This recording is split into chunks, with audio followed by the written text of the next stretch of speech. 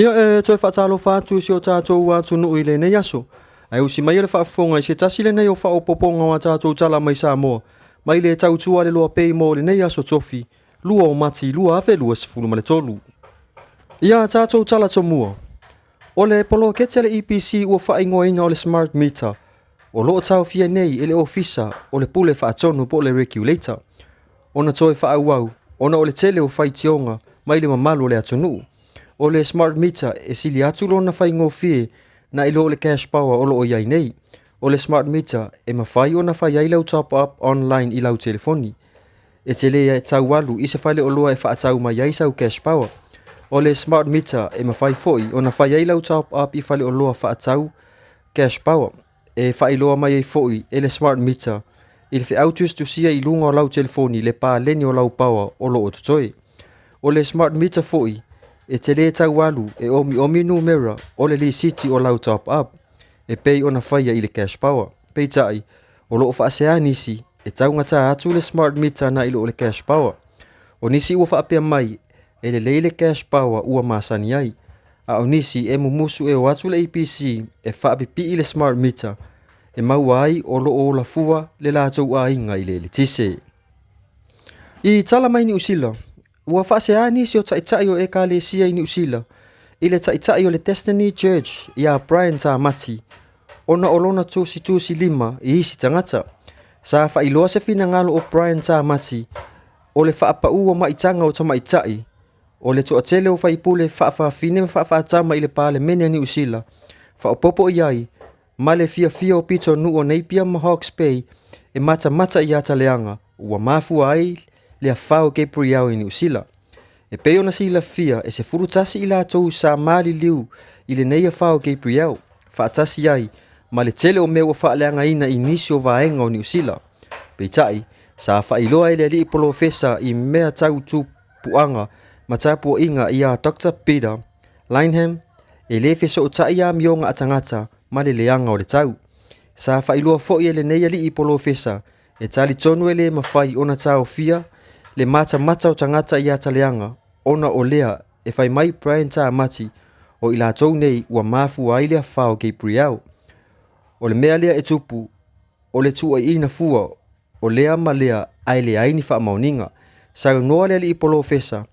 O le tau mawhai lava o Brian Tamati ia to o tele nisi e fia wha longo atu i a te ia. E iloa le le e Tamati, a whai e na te whai ni tala wha apea. O le ato o tele tangata o le a le fia i ai ma wha atupu ina ai le vevesi. O nei foi sau noanga a Tamati, o le tau mawhai lava, ia to o tele tangata e whaalongo ia te ia, ia na a onga, o ia o le apostolo, o ia foi o le profeta, ma o atu uma ai tangata ilana e ka le sia. Tala lava mai ni usila, ua whailoa ele CEO o le aula ka piliki a ni usila le Warriors, ia Cameron George, o loo matala pea le whai tutoa mo Racha Tui Vasa Chef, pe a toe fia fo iatu e ta alo mo le Warriors. E pe ona sila fia o Tui Vasa, sa avea maka betenya le Warriors ile lua afe lua sifulu maltasi. Ai le ili liu e ta alo ile la kapiuni mo le Oakland Blues. O loo iai fo ile nau o le neia alo o Samoa. E fia ta alo ile olo pleki ile tau sanga le nei ile World Cup. Ai a fai, ai le manuia. O le ate le se avanoa. E toi fo ia ile nei alo o Samoa e ta alo mo le awale Warriors ile la kapiliki. Ia e whaai o tfo ia tātou pū le tini o le nei aso. E nisi o tonga o saunoanga mai la fionga le taitai o le tu o loa ngai le malo. Le sunga ia tu la epa, takta sa ile le mali le ngoi. Ia, masarora o fionga a tahu a matatu ia i o ngar whenga pano te la titi vai mangoto. Lesa ole no fo, le fo a le tau vai no whao. Whaia le ua segi ele. Ele fast. Ia o le monama le leo le wharongo ina le temi le nei hoa pe ia. O le si le whao popo i lo pusa. E pei o le anganga hui le au mai e whao te ranga lea o le si lea pime wha mau a tika ona e ne te ia vaenga e tuangai. O le la fonga ra le sau le si tu lea. E o le atu li loa lava le una vez lo fio no te tengo de tuanga. Ora sì. E sa la va meno no vuoi giocare. Ai lei forse la tua ya il mele e pure mato. E falling mai palai. O fefe il no fo mi atui. E taua le sili. Ma le una balota le ma ve famsno. E già pipi. On ua malus tele le whaunga tupe. Whaia matiltila. E tau ana o matul vasol nei ua titonu le mato tausanga. O te whatau tele le mel nei. On matua soli matile tila tu la fono o fatosina. Amata mai il malo. Ya firme malancapelet. Il o avere li mafe. Fatta un palot. Quello votato e tutte le aiva tu lo ha. E se tu pe. E per vosso voi li lo fa. Hanno fatto la e atta mai. Awalavan faya selato ngayoinga. Fatosina. Manu e fa pese tafi. O I la la fatetai ai po fer bele ele lango. Ali tu malo il e chapipi. Ele wa le chapipi. Wal temene o pi il wo me. Ai palote tai la vo palote il e chapipi ele mfai ona e ka vai me. Ole tulangala na ta umaya e o kongu mal masosalo. Talumaya tato tulafono ele suya. Sfuttalante ai le si fonftalai.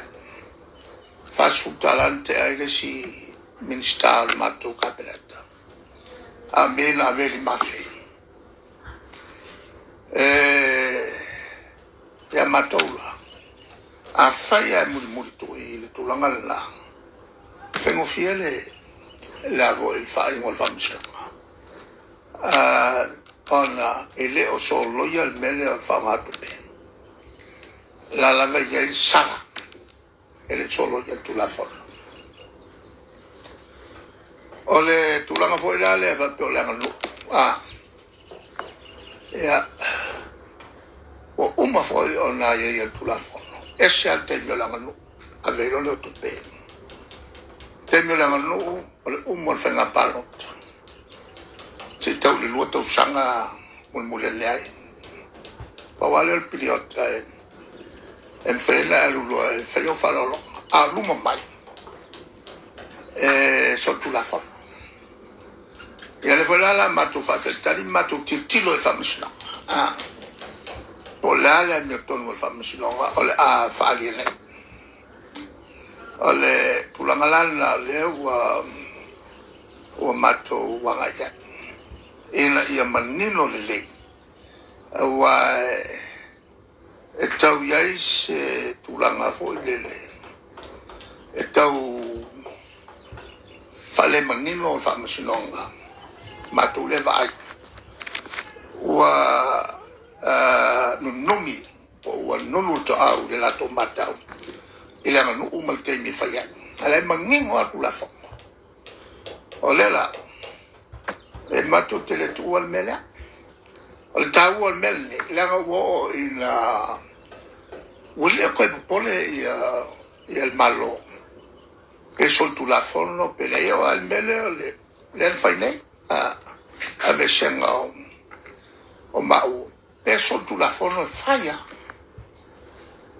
Ole la tawo tele mele. Ona ole si tu tawo. Ale falla se mele. Ola ngo winga e o foi fai il. Palo ka koruia mo mai. Ol tawo la ol mato le tu fawa. O winga sol tu la forno ia. Ol fa tawo palot. Falla il ila vo ila te te ale pula ko kaka wole ko mingal kula fo pero pulenga fa anin bele kwalo ne ka ko pulenga fa va na o le fa nga o le ko kele mok I ko a mga kuifua ele me fa ya ele ai akala ngo mai tatu to sesi tu la fo ma solia ku la fo me vole le fa mele o fa kwai wone fa tena o fa ole tu la ngala ole si tu mato weno ko se kia ole afa fa afe ko se kia lu afe le ko sa le afa le palo mato va ai ile atale na ole atale tanga tu malo ino ole se fia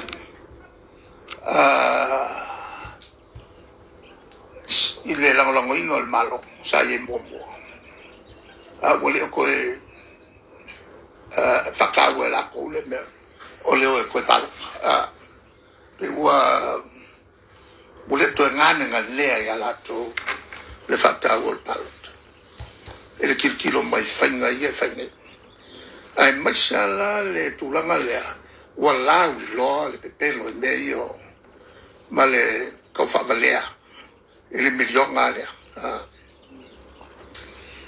wa ya la kusui la ka ko ya ele mole meo le pepelo le aka ele milion ngale le wa ko cosa walu kon ko sanga si kumalo ngale ro sala wa fe ala walu le ko million ngale ko le woka ko ngale ko million walo ngala mankola a ko million a ko sanga ko million ya ole ka ko ngo ele se la ultima sul mo ko million o fe ala sa wele la wele ele rabia ka le masuka shere kumalo le masuka shere kumalo fa que le colco saco ya se la le masu bon mira se la o me na se la le masu bon mira le o me le mga ko ngoa ye kumalo yo wa lo que el fa se la lo fulma Agako. Ala me ole fa yesu kumalo.